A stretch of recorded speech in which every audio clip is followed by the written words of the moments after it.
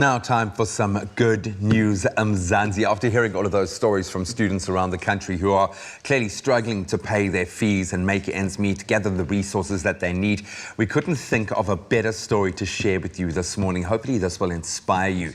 So before Dr. Eureka Mokhane qualified as a medical specialist, she was forced to drop out of university due to financial strain at home. To make ends meet, she resorted to taking up a job as an office cleaner in Nelspruit and even began braiding friends' hair for extra money. Well, today she is an internationally awarded doctor with an incredibly long list of accolades. And here to share her remarkable story with us is Dr. Eureka Mokhane. Doctor, very good morning. How are you? Good morning, Graham. Thank you so much for this warm welcome. So good to connect with you. You might have heard some of the stories of students just, opening their hearts, talking about their need and how difficult going through that phase can be financially. Take us back to when you were a student studying to become a doctor and then obviously realized that you wouldn't have enough funds to keep on studying.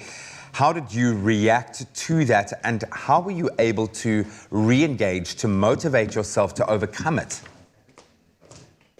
Well, thank you so much for that question, Graham. I think like any other individual, what I'll definitely say is that I was torn. You know, when you grow up and you're an A student from, primary days, and then you get to university and then you realize, listen, I'll be pushing my parents, I'll be stretching their own budgets too far. If regardless of all the awards or the other accolades you might have acquired along the way, it wasn't enough to secure a study loan or even an additional bursary. So I was really torn.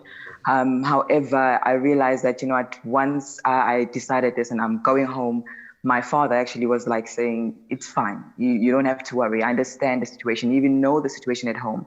So I came back and it was not easy at all because, when you're leaving and everyone looks up to you and they see you as the individual who stands out, you get great marks. But right now you cannot continue. I had even friends saying, listen, you can't be friends with us because you're a dropout. So it was definitely heartbreaking. However, that motivation that you asked about right now, Graham, I honestly found that because of my faith in Christ.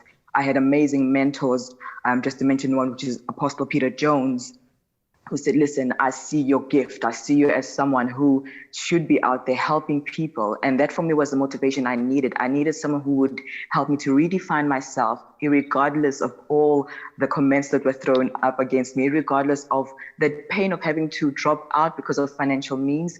I had to just push through and I found that strength. I found it. So that for me is one of the biggest reasons why I still have this fire and this passion for the medical field. And it's clearly really paid dividends. So let's do a little list here. As of 2020, you're a practicing doctor in Mpumalanga. You've been nominated as an honorary alumni with the Golden Key International Honors Society. You've just completed your neuroscience studies with Duke University, and you hold a number of competency diplomas and certificates in sports medicine, nutrition, and cognitive behavioral therapy. How do you do it all? What is it about this industry that has sparked this fire in you, as you described it? Oh, wow. Graham, through Christ, we can do all things. In all honesty, if you are gifted and called and purposed for something, it doesn't matter how many resources have been limited. It doesn't matter how many times you've been rejected or shunned. Honestly speaking, that passion of realizing who you are will always connect you to the right resource, to the right people who will then after lift you up to be where you need to be.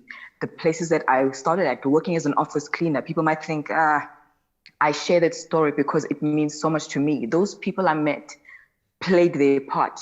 I learned so many skills just from being there, and that actually helped me to also balance my life. Also know, listen, you need to be able to structure yourself as well. You need to be able to understand that whatever mark you want to make starts with you as an individual.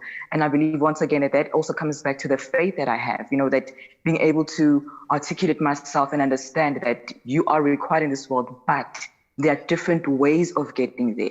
You might not be full-time, but there are other options like medical sciences, which was what I actually specialized in, not full-time studies. So there are non-conventional ways of getting things done nowadays. Someone mentioned the issue of data and online studies. There are offices, there are places where people offer free internet. Just learn to find out who you are and what your passion is. You will be linked to the right people. Time is there. There's a lot of time, 24 hours. is a long time. It's just a matter of knowing how to position yourself as well. And not only that, volunteering was my passion. So I went to the Cancer Association of South Africa, and those places are actually what pushed me even further to offer cancer support, to patients as well. So all of these things come together. It's a matter of finding your purpose and expanding on that, Graham. And I get a feeling you've only just gotten started. Doctor, thank you so much for being our feel-good story this morning. I know there are a lot of students, young people out there that can definitely relate and would have been inspired by that. So thank you so much. Go and conquer the world. Thank you very much, Graham. I sincerely appreciate this platform as well. And I do hope that everyone will be encouraged and just keep pushing. I think for me, another message just for them is to reflect and make sure that you know how to look deep into yourself as well. Do not just go and venture out into studies because everyone is doing it. Find your purpose and excel in it. That's my message. Thank you so much, Graham.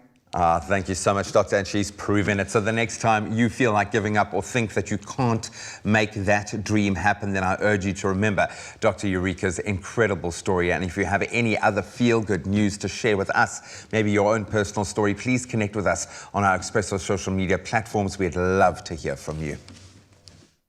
Here's to you, can't work from home workers.